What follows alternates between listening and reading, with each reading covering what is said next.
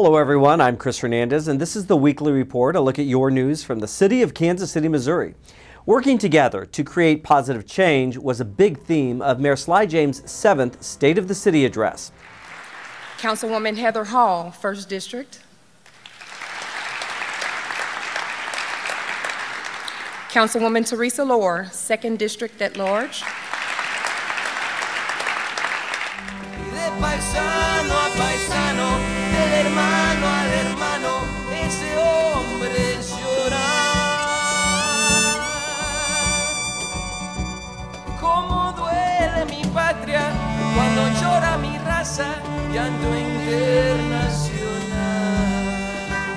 So we started Turn the Page KC with the city has been making great strides thanks to city partners from the business and nonprofit communities. One statistic the mayor cited was the dramatic jump in reading level proficiency of Kansas City third graders. It's up from 33 to 55%.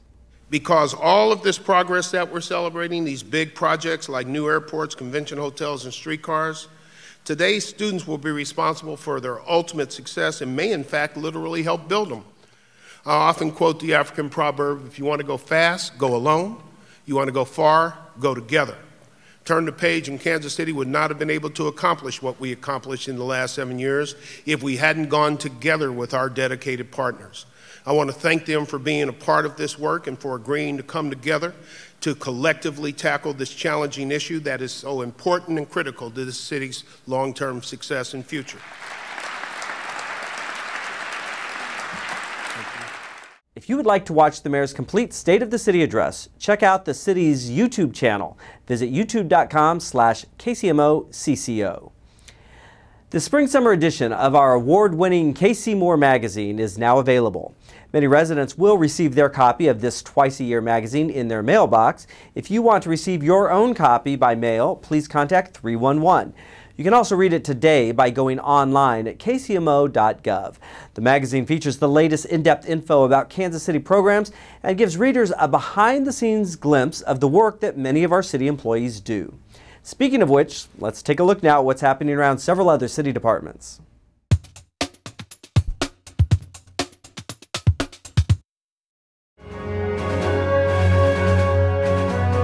Kansas City's parks add natural spaces and beauty to our city. Unfortunately, some see the slopes and trees as a hiding place. Recently, KC Water staff received notice that an illegal dump site had been discovered. I got a call from Office of Environmental Quality, and we had a report of an illegal dump. KC Water Environmental Manager Robert Fort and his team found more than 24 5-gallon buckets of flammable paint dumped in a Kansas City park. Instead of calling a contractor in and having them take it away, they decided to dump it down the hill. A few times a year, KC Water is called on to clean up an illegal dump of waste materials. KC Water and the Office of Environmental Quality work together to determine if KC Water must clean it up or if help from the Missouri Department of Natural Resources is needed. Because of the amount of paint dumped here, it's most likely a business did this, and it's a crime. Go ahead and use your environmental contractors to get rid of your paint. Don't dump in the city. If we catch you, it's a $1,000 fine and up to a year in prison. Kansas City residents can drop off old paint and other hazardous waste items such as batteries and light bulbs for free at KC Water's Household Hazardous Waste Facility located at 4707 Doremus Avenue. It's open for drop-offs Thursdays through Saturdays.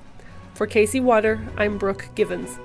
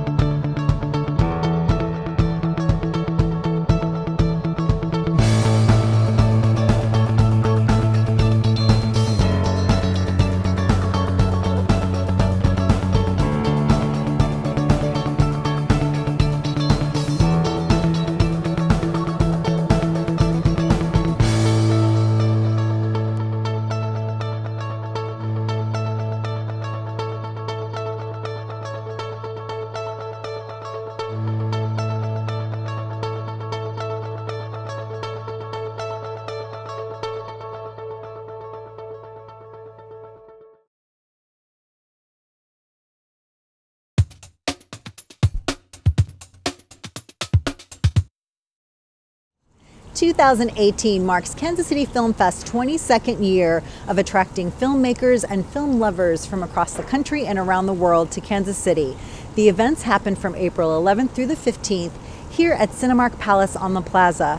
And here to tell us all about what's going to happen is board member Greg Wu. Greg, thanks so much for taking time to talk to us about Kansas City Film Fest. Thank you for having me, Consuelo. Really excited to be here. Now, to give us a little background, how did Kansas City Film Fest get started? As you mentioned, 22 years ago, our founder, Fred Andrews, wanted a place for independent film to be shown in Kansas City because at the time, big theater chains weren't showing independent films. So he rented an auditorium at UMKC and about 500 people showed up, and that's how it started. Now, from 500 people, you're anticipating how many this year? I'd say we're conservatively expecting 8,000 to 9,000 people this year. Mm-hmm. And are the majority of them out from outside of the Kansas City area, or? No, not a majority, but a significant portion. I'd say about 35% of our attendees will be from outside Kansas City, Missouri. And you also have filmmakers that are coming in from outside of the country. Sure. This year I'm sponsoring a film called Final Blade, made by filmmaker Willie Ying, who's from China, and he'll be coming in from Beijing. How exciting. And in addition to film screenings and the screenings of film shorts, what other activities are going to happen? Sure. I'll just highlight two events that are going to be occurring this year. The first event is our opening film, and it's called 306 Hollywood, and it's by a pair of sibling filmmakers, Ilan and Jonathan Bulgarin, and it's a documentary that explores the memory of their grandmother who used to make dresses for Hollywood's elite, and there will in fact be a showing of the dresses here, so there'll be a little fashion show and a red carpet premiere for that. The second event is on Saturday afternoon, and it's our inaugural Barbecue, Beer, and Blues, and it's a showing of the Smoke and Ribbons documentary, which follows two Kansas City barbecue teams as they go around during the competition season. So that'll be a great event with beer tastings by one of the local breweries. And because you have experts that are here in town, you also have seminars and panel discussions, correct? Yeah, so for a lot of the films where the filmmakers come to show their movie, there'll be a Q&A afterwards to talk about how the film was made, how it was financed, and kind of labors of love and what it takes to make a film. There's also obviously our Real Spirit component of it, which is for kids to learn how to make movies, and there's a competition, the Heartland Student Film Competition. And you're probably one of the only organizations that has a youth film competition, correct? Certainly ours is, in this area, is one of the biggest for students. So you have a lot of screenings, and you have a lot of voices that are going to be shared here in Kansas City. Well, how do you go about selecting a variety and the diversity that are represented here at the Kansas City Film Fest? Sure. We get a lot of submissions, probably thousands of submissions that we go through. We also have a curated portion, and that's to find a diverse array of voices that you just mentioned. And so a lot of those are from other film festivals that are shown there. Studios will send us films that haven't got distribution. And so we really try to highlight, like I mentioned, there's the filmmaker from China, the Bulgarians, I believe, are Latin American, and we just try to highlight a diversity of voices that you might not see at the chains. And it's not just for industry folks, it's also for any Kansas Cityan who wants to participate, correct? Yeah, it's really a celebration of film, all kinds of films. There'll be something for everybody. One other film that I wanted to highlight was The Miracle of Manhattan, which was made by a K-State alum, and it really follows the rise of their football team under Coach Snyder. I think that'll have a great audience here. And if people want to find out how to get tickets or more information about what's happening during this time, where would they go? Yeah, our website is kcfilmfest.org, and there you'll find our schedule, information about all of the films that will be shown, the Real Spirit competition, as well as the other events that we'll have this year. Great. Well, thank you so much for taking time to talk to us about Kansas City Film Fest. My pleasure, Consuelo. Great to be here. The Neighborhood Tourist Development Fund supports local nonprofits that bring cultural, social, educational, and recreational activities to our area.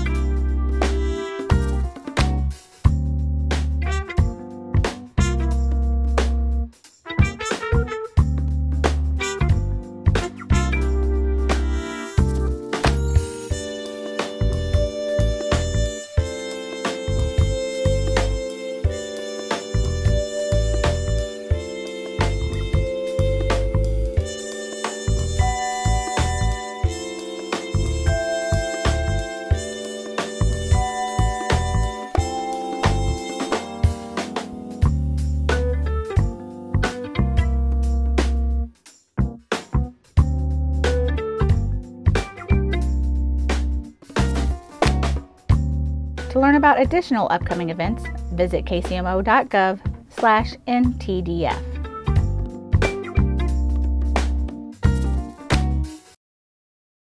The calendar says it's spring, but Kansas Cityans know that spring really starts when the fountains are turned on for the season.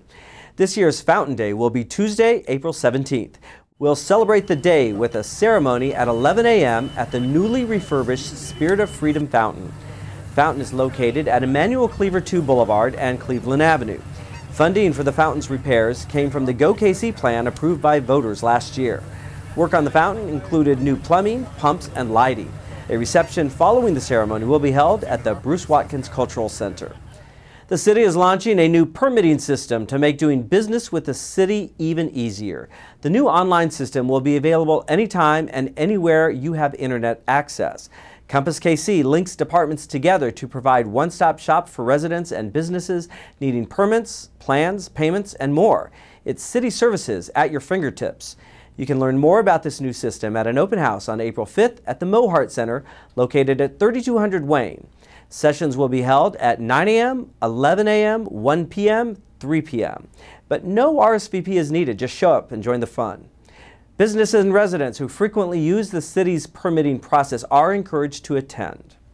If yard cleanup is on your spring list of honeydews, you're in luck. The city's curbside leaf and brush collection starts in the Northland the week of April 9th, followed by South Zone pickup, which takes place the week of April 16th, and Central Collection is the week of April 23rd. Remember, residents may leave up to 20 bags or bundles of leaves and brush on the curb on your regular trash day. Now, if you want to take your yard waste to one of the city's leaf and brush drop-off sites, those are also now open. The sites are located at 11660 North Main, 1815 North Shoto Traffic Way, and 10301 Raytown Road. Drop-off is free to residents on Saturdays with identification. And remember, don't rake your leaves into the street or push them into catch basins. They'll simply clog up wastewater pipes, which may cause expensive repairs and basement backups, among other problems. For more information about leaf and brush, visit kcmo.gov/leafandbrush. And that does it for this edition of the Weekly Report. To view this program again or other Channel 2 videos, go to kcmo.gov/channel 2. That page has a link to our YouTube channel where you can view all of our great programs on demand. I'm Chris Hernandez. Life's a journey. Let's go there together.